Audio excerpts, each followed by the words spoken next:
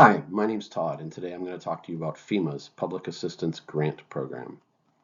There's a couple reasons I chose this topic. One is that in my training thus far, there's been discussion about and references to federal funding that comes about after an emergency declaration or disaster declaration, but the actual process and parameters of that have eluded me to this point. The second is that in the Army, I've actually worked in the field of federal contracting, and so I am interested in the grants process in emergency management. And that takes us to our next slide.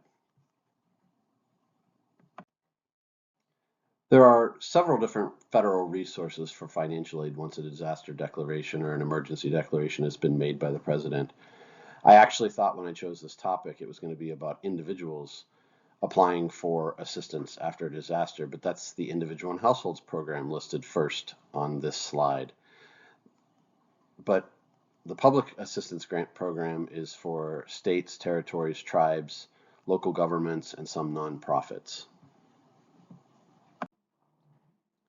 When the damages and the costs of response and recovery exceed the capabilities of the state, tribe, or territory, the governor can request, through FEMA, that the president declare a federal emergency or a federal major disaster. In accordance with the Stafford Act, this declaration can authorize public assistance grants.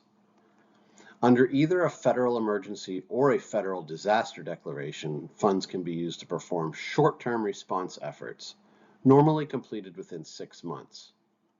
But only when the president declares a major disaster will the resources cover recovery efforts, normally completed within 18 months. The cost share starts at 75% to the federal government. On the right of the slide, you'll see the criteria that FEMA uses in making its recommendation to the president regarding the federal declaration. I think this graphic is a really good one as it shows both the timeline and the categories of work that can be done under the public assistance program and under public assistance grants. The emergency work, as it shows here, starts from the emergency declaration and generally goes up to 6 months, and then permanent work can start shortly thereafter if a major disaster declaration has been made. And then it shows within the blue blocks the categories that are authorized under each of those: the debris removal, emergency protective measures during response, and then under the recovery or the repair and reconstruction, repairs can be made to water control facilities, parks, recreations, utilities. They're listed here.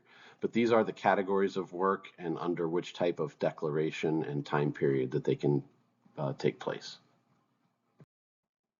This slide shows us the public assistance process.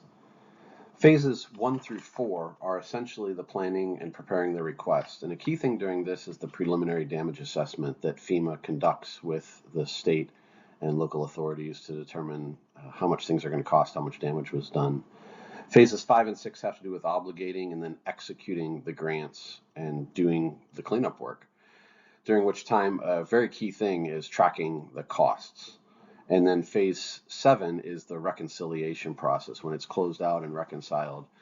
And it's important also to note that the application for the grants and most of the paperwork is done on the grants portal, which there is the web link to here for FEMA. The costs themselves, we talked about the importance of tracking them and about the cost sharing. It's also important that the work that's done is for allowable damage that is actually tied to the disaster. So we've talked about the what. So I ask, so what? What are some key takeaways? Well, I think a lot of times in emergency management, we focus on planning, operations, and even public information, but we don't talk a lot about the finance administration.